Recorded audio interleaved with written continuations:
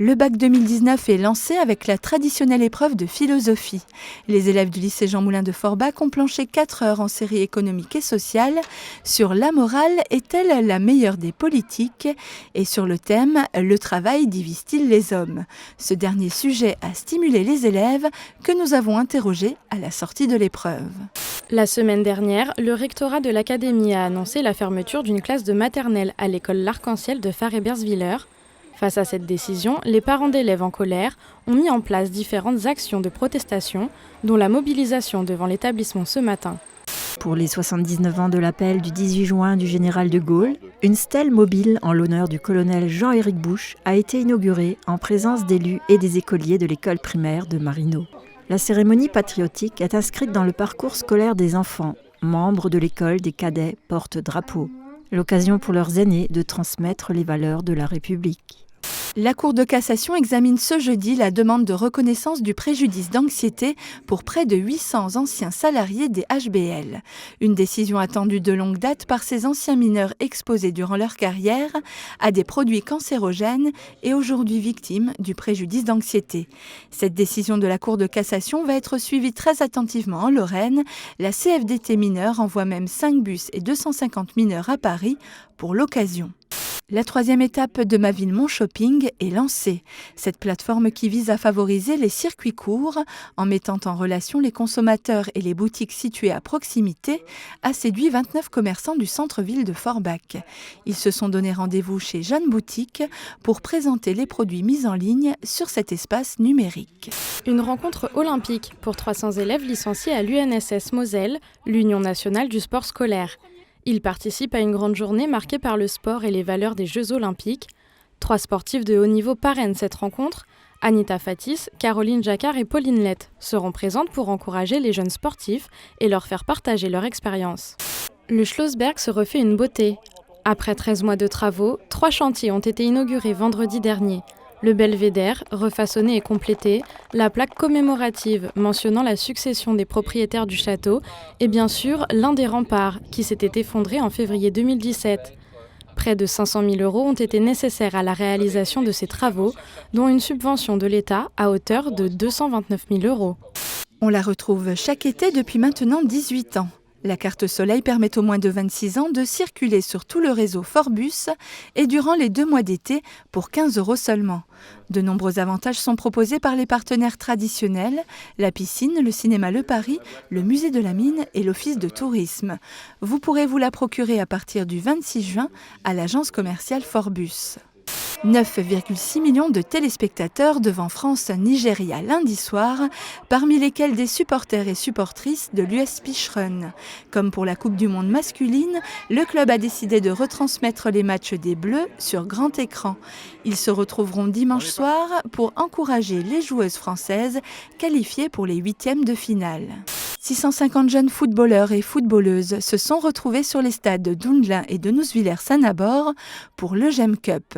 Ce tournoi organisé par l'Entente Jeune Est-Moselle a rassemblé 58 équipes des U9 au U13 et nécessité l'engagement de près de 100 bénévoles. Côté résultat, le SO Merlebach et l'équipe de Yutz remportent respectivement l'Europa League et la Champions League. 54 élèves des classes de CE2 ont été sensibilisés à la réalité du quotidien des personnes en situation de handicap à l'initiative d'Adeline Lutz, enseignante à l'école du parc de Fars-et-Bersviller, elle-même handicapée. Ils ont pu participer à plusieurs ateliers, dont ceux dédiés au sport adapté. Interpellé la semaine dernière dans le sud de la France, le tueur présumé de Logan Schmitt a été mis en examen et écroué. Le suspect de 28 ans reconnaît les faits et sa responsabilité, mais dit ne pas avoir eu l'intention de tuer le jeune Sarregueminois. L'enquête se poursuit car il reste à éclaircir quelques points et à entendre des témoins. C'est officiel, Dominique Maire est le nouveau président du Sarreguemines Football Club. Il a été élu à l'unanimité hier soir lors d'une assemblée générale extraordinaire. Christophe Marie avait annoncé sa démission après la défaite du SFC contre Thaon, synonyme de sa relégation en Régional 1. Le comité, lui, reste en place et accueille 3 nouveaux membres en plus de Dominique Maire. Pas de vignette payante pour les autoroutes en Allemagne. Une décision prise ce mardi par la Cour de justice européenne. Elle a jugé cette proposition illégale et contraire aux droits de l'Union et à la libre circulation. Cette taxe aurait davantage impacté les automobilistes étrangers. Ce refus est un soulagement pour les 17 000 frontaliers qui travaillent en Sarre, mais également pour la population de Moselle-Est qui se rend régulièrement de l'autre côté de la frontière. Bitche aura bientôt une nouvelle gendarmerie. Le ministre de l'Intérieur a donné son accord. Elle sera située rue du Général Stuhl, en face de l'espace Cassin. Selon le colonel Philippe Autain, le commandant du groupement de la gendarmerie de la Moselle, les travaux pourraient démarrer dans 1 an. Le coût du projet serait de 4,4 millions d'euros. Une plaque commémorative dévoilée hier dans les futurs locaux du centre de logistique Seifert à Ambach. Des élus de la Casque, Harald Seifert, quelques dirigeants et le sous-préfet étaient présents pour cette occasion. Avant l'inauguration, plusieurs discours ont été prononcés. Luc Vanner, directeur général de Seifert France, a notamment abordé la création d'une centaine d'emplois d'ici 2023. Il s'appelle Ralph et devait être en train de plancher sur les épreuves d'un bac qu'il a préparé au lycée Jean de Pange. Avoir eu 18 ans quelques semaines avant la première épreuve aura suffi pour le priver de cette possibilité. Expulsé en Allemagne, son pays d'arrivée dans l'Union européenne, il se retrouve désormais dans un centre d'accueil en Belgique.